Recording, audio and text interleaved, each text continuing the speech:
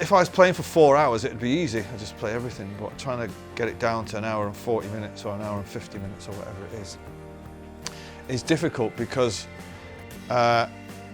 when I write a set list, I initially write down what I want to play, and then I look at it and I think, fucking hell, there's nothing from bar What a Life. The last one I wrote out, it was all literally songs that are fucking 3 years old, you know. So I have to really work out what I want to play, and then what I think people will want to hear, and then what I know people will want to hear, and then say, right, well, I'm not fucking playing for 3 hours with Bruce Springsteen. So it gets trickier as the years go by, you know. But and you don't like on the last tour for Who Built the Moon, it took about 2 months to settle on a set list. And then once you've settled on it, it's great. But and you can rehearse it in a rehearsal space for 2 months and then get out on the road and think it's not working. So they are tricky, but once you get them right, they're fucking great. But it's hard work. Not hard work, but it's a ball ache.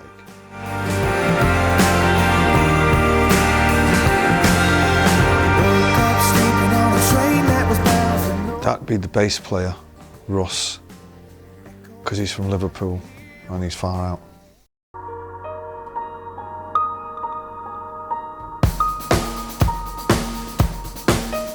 Well, that depends which one, doesn't it? The stars are, I don't know, I just bought a load of them. The little blue and black worker bees are, the worker bee is the symbol of Manchester, and the blue ones are obviously in the city colours, and a mate of mine sent them to me. There's no particular story behind any of them, there's no particular message, they just look good, I guess.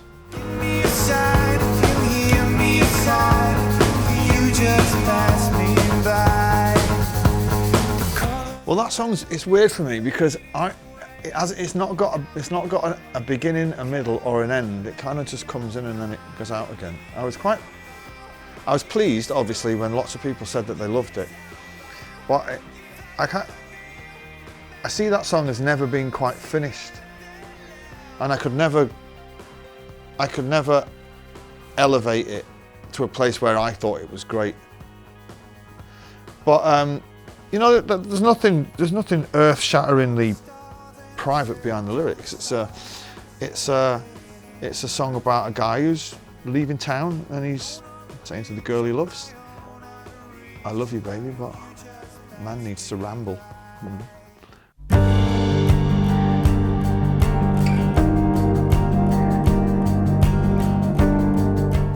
A couple of albums by Young Fathers, which the titles of which escape me now, I've got to say.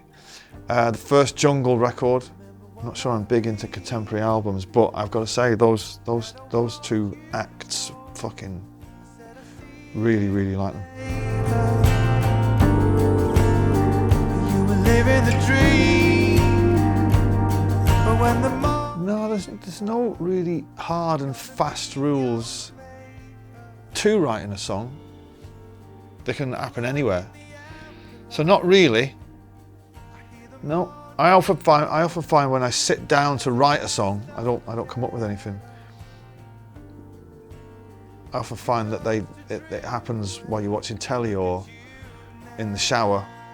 You know, so I'm still fascinated by the process, as fascinated as anybody by the process.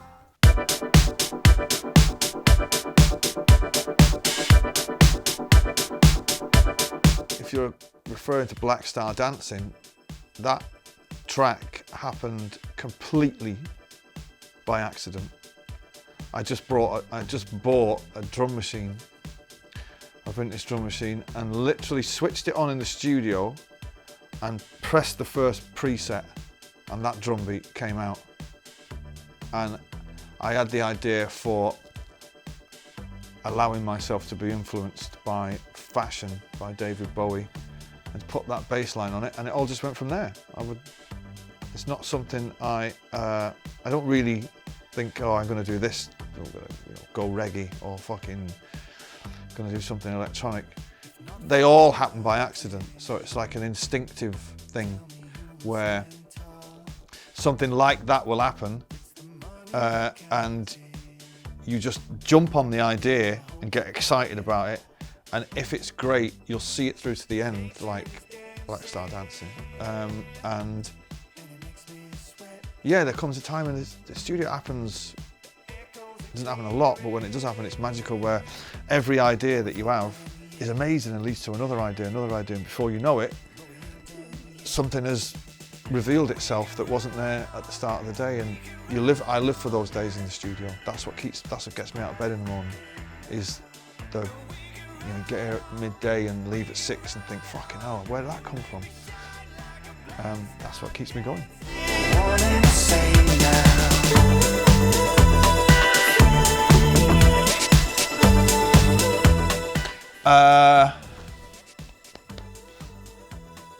Holy Mountain, because it's a joy, it's a joyous tune, it's a joy to play. It's not very long, and we play it really good, and everybody loves it.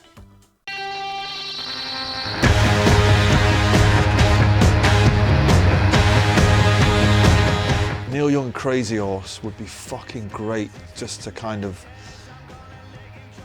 be on stage with them and skulk around in the background just fucking playing loud. Love that. Or play drummers with Crazy Horse. I'd be a great Crazy Horse drummer. I'd be Neil Young's drummer all day. That's my thing.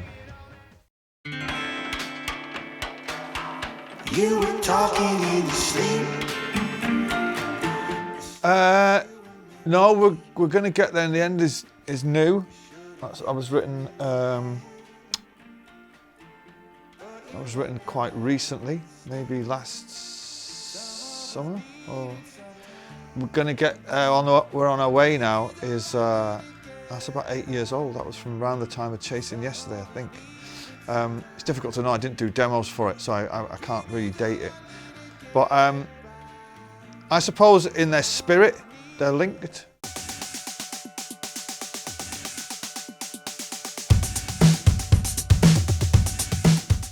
I was watching the Nebworth documentary the other day, doing my bit for it, and I seen some of the footage. We all looked pretty happy that night. So I'd say the weekend at Nebworth, had I not seen it, I wouldn't have mentioned that, but having seen the footage now, we all look like we were at real comfortably a band at our absolute zenith. But I like being on stage every night. I wouldn't do it. I mean, I know that's a bit of, that might sound a bit obvious thing to say, but I genuinely love what I do, and I'm happy on stage every night. I mean, some gigs are better than others, of course, but I'm generally, working on a solid 8.5 out of 10 every night. If you come and find what you're looking for, I can tell you now this is... Right, we're talking about that. It was coming up to John Lennon's 80th birthday, and Sean Lennon, who happens to be a friend of mine, called me and said that they were doing this record of tribute album to him, but I couldn't get involved in that because I was doing something else at the time. And it was the first thing that I recorded in this studio. And I'll use it for something. It'll probably be a B-side for something, or maybe put it out for Record Store Day or something. I've not finished it, but the video that came out, the one little clip, was of me doing the vocal. But yeah, it will get used. It will get used eventually.